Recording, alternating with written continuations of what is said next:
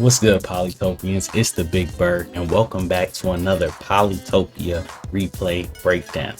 You may not know what Polytopia is, but good thing I do. Polytopia is a civilization turn-based strategy game. You can essentially think of it as 3D chess. If you want a more complete explanation of what the game is, feel free to check out my first video where I explain what the game is in a little more detail. So let's hop right into the game. Here we have myself as Luxador to the east corner, and over on the west side of the map we have Miss Rozan from the Shark Village. I got Galley over here, and just moving along, finding some early villages, playing on a tiny map. And tiny maps are something I've really been enjoying playing on lately. It's kind of more fast paced, and the thing I like about the tiny map is every move, every decision matters. Sometimes it sucks, like if you're playing against a Semanti player and they just spam hexapods at you. Other than that, it's really fun when you have a nice even matchup and you get to really battle it, really play that 3D chess we like to talk about here. So Miss Rozan goes ahead and captures the center village on this map, which is a very important village, because on these smaller maps it's not too many villages to be captured. So controlling this center village early on is going to be a pivotal for later in the game. Grabbing some upgrades myself, moving along. I take hunting here, capture this village down to the south, and begin to get a workshop. Using those roads from the Yadak, getting an upgrade on her capital, and we finally see each other in the middle of the map. I have two warriors here, she has one. I go ahead and attack, revealing that village in the process, using hunting and gathering the fruit as well to upgrade my capital. And moving along, I find this village to the north, and I'm like, okay, I got one village here, one here, one here. I want to control these two villages and begin to wage war in this middle village, because it looks like, I don't know what's on this tile quite yet, but it looks like it's this only one land bridge and a bunch of water. So ships would be very expensive given the limited economy on a small map. So I need to find a way to put pressure on this early village. That's what I'm thinking so far in this game. And on the other side, she goes ahead and grabs forestry and begins to looking pretty strong. A lot of warriors, really strong in the center of the map. But again, it's only this one attack path where I actually have a little bit of leverage on my side. But the early roads, starting with that ability, is going to be very powerful here, and already has 4 villages soon to be under their empire. Goes ahead, moves forward, attacking my units. Ooh, takes him out and discovers this village up north, and that is not good for me. And so now I'm like, okay, I'm outmatched. Go ahead and attack there, capture that unit, upgrade this base down to the south, and begin to apply some pressure here. And that unit gets snuffed out. Finds a ruin. It's looking kind of bad for me. Already has 4 bases under their control. Has this base to the north, has a very strong army in the center of the map. And on my side of things, I got 2 bases, contested base down here. I got 3 units pretty close to my capital. So it's not looking too good to start this game. So I go ahead, take that unit, begin to upgrade the base, and that was a pretty short turn. Given the circumstance I'm in here, I decide to go and grab archery. So it's 2 reasons why I decide to go archery here, right? For the defensive bonus and forest, and then also the archers with their powerful ranged attack, which can be really strong against warriors, as this is a warrior on warrior battle right now. Having that extra defensive bonus means it will take 3 hits from one of their warriors to kill one of mine instead of 2 without the upgrade. And then also I can begin to put some work in with these archers and hopefully push them back, take this base to the north, and take control of the center of the map. Those are my goals right now. They capture the base north of my capital, begin to put some pressure on this base down south, capture the ruin, get organization as an upgrade, and get a workshop up to the north, get another workshop. So looking at the economies at this point on the game in turn 8, they end turn 7 at 10 stars, and I start turn 8 at 9 stars. So luckily Luxador starts off with that level 3 capital. That's helping me out a little bit here and upgrading this base and this base. So I'm actually pretty close economy wise, and I think given that I have archery and they don't, I have a bit more attack power on my hands. So, but that being said, I'm still in second by about 400 points, and on a tiny map, that's a lot of points. So I got some work to do. So moving ahead here, go ahead and eliminate that unit to the south. Begin putting in some work with the archer, going crazy.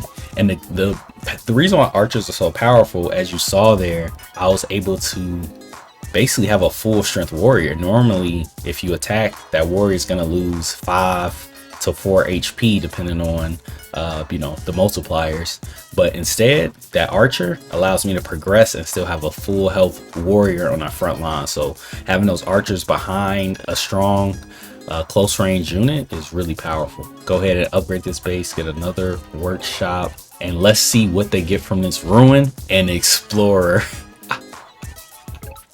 which actually does reveal my capital, but the classic explorer from the ruin when you don't need it. It actually worked out in my favor there. Beginning to put some work in with these ground units, upgrading the base here, taking some resources, making some more warriors, and then back to my turn, putting in work with these archers, putting in work, and I'm just like, hey, spam archers at the capital and just kind of push them out of this center land. I know I need to take these 2 bases or it's basically GG. And I'm pretty solid back here with this only 1 pathway of attack. Plus I got 3 warriors over here and a ruin, which I'll take next turn. Grab the resources there, make another archer in that bottom base, and they take climbing here. Interesting choice, taking climbing. I'm not, I guess for the defensive bonus, put in the comments what you think about taking climbing in that move. That's probably not what I would have done.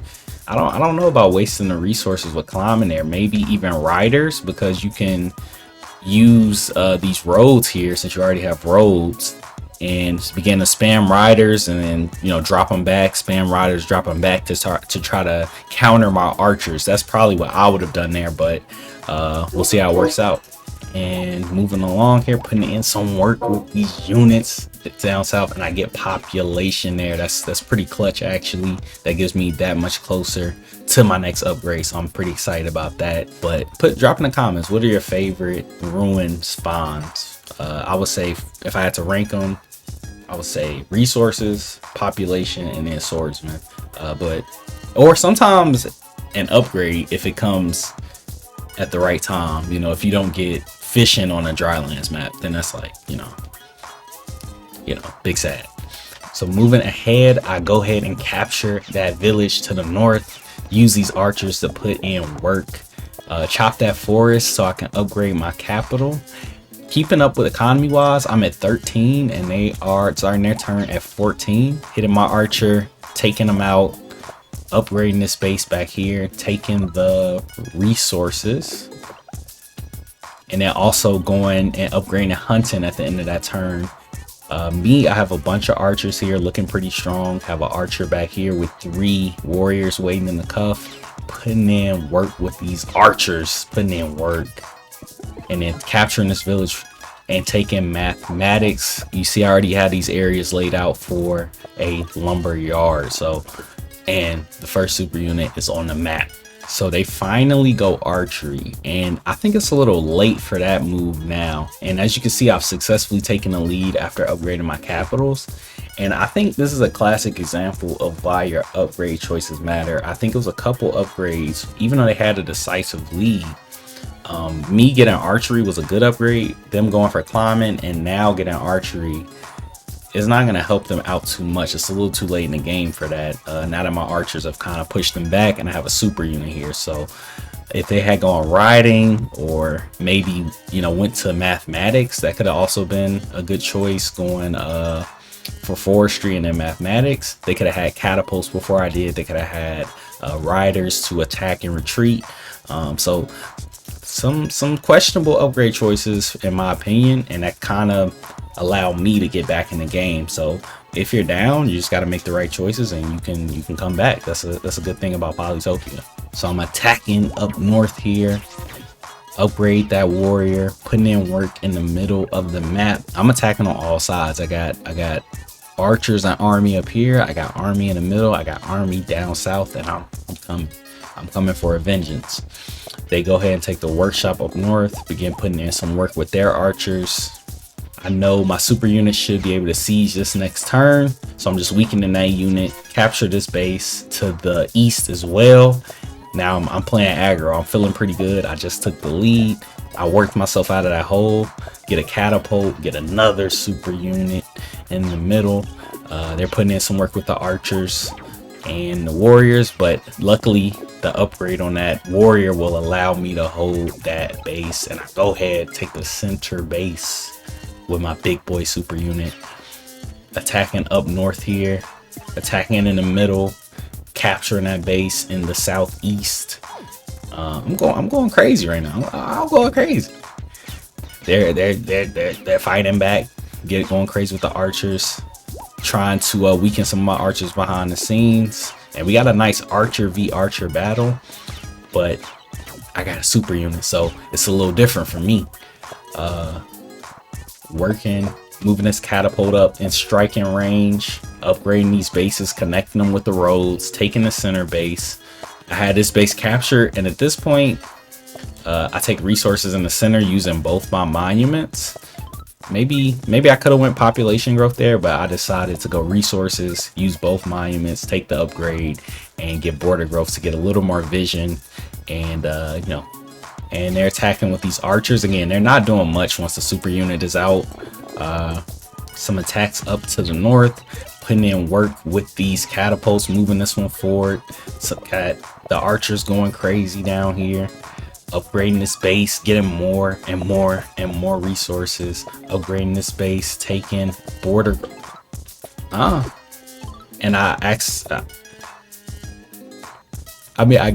I got a farm out of that, but yeah, I definitely accidentally clicked border growth there. It was one of those mistakes. I just pressed the wrong button. I meant to go population. I guess I got a farm out of it and a little more water. Everybody needs water. But yeah, I definitely want to take population there, but it is what it is. You know, you make mistakes. Just hopefully they'll cost you too much. So go ahead, upgrading this base, moving my units up. Again, those upgrade choices do matter. And they should have used that lead to get more advanced units or really build their economy, because they had the lead, but they really didn't get an advantage from it. And at this point, I'm bringing in 26 stars per turn versus, oh my, look at the lead. Look at the lead versus their 13 stars, literally doubling their economy. So at this point, I'm in the driver's seat after that early game struggle. At this point, I'm just marching. I finally discovered a capital shark. It's a straight, or I guess it's a diagonal line from my base to theirs. I'm gonna just march these super units forward, support with the catapults and archers, and it should be my game to lose at this point. And oh my, catapults do so much damage. Moving along, getting some more upgrades, taking population that time like I meant to do. Still don't have enough to upgrade that base, but we'll get it next turn. But I'm slowly just marching towards the capital. They do take that super unit out and go for population, and don't have enough to get the upgrade there. And now I'm moving in with the archers up to the north. I got riders and archers, and I go ahead and siege this base, putting in work down to the south as well with my archer versus archer battle. And I go ahead and get sailing so I can get a port, get some more catapults, take this base up to the north, and they go ahead and upgrade it to take the resources. Those archers are pesky. Putting in work with the archers, going for fishing to get the upgrade and get a super unit out. And at this point, marching ahead, I capture this base with my super unit, moving in with these archers, moving my catapult forward, getting another super unit, moving my catapult forward, capture the base to the north. And I'm just doing what I do. I'm doing what I do best at this point. Get another super unit, keeping the pressure on. They are gonna be able to get rid of that. And are they gonna go border growth? And Don't have enough to upgrade that base quite yet. I go ahead and siege the capital once again, move in with this rider, go ahead and siege this base just to take the income away. I am going to go crazy, hitting that super unit with everything I got. Go ahead and take the mining upgrade, and also sieging this base forces that super unit to fall back and capture that capital, which prevents them from, you know, ganging up here or trying to push into this base, which, you know, I'm pretty well prepared for that as well. And they go ahead and try to get the push out, but are unsuccessful, and GG. So that was a quick fun game on a tiny map. Again, I'm really enjoying these tiny maps. Every decision, every unit, every upgrade matters. You can't afford to play around. This game really came down to the upgrade choices. Even though I was down early on, I took the right upgrades, keep my economy strong, keep my army strong, and make good tactical moves to get the most cost value out of my units. Versus, I think the player I'm playing against took some questionable upgrades that they had the lead, but they didn't extend the lead or put too much pressure on me, so I was able to come back into the game. So with that being said, I hope you enjoyed this Polytopia video. I'm really enjoying this series. I'll be back with another video. If you enjoyed it, like, comment, and subscribe. If you have any feedback, make sure to drop it down in the comments below. Peace and blessings. See you in the next video.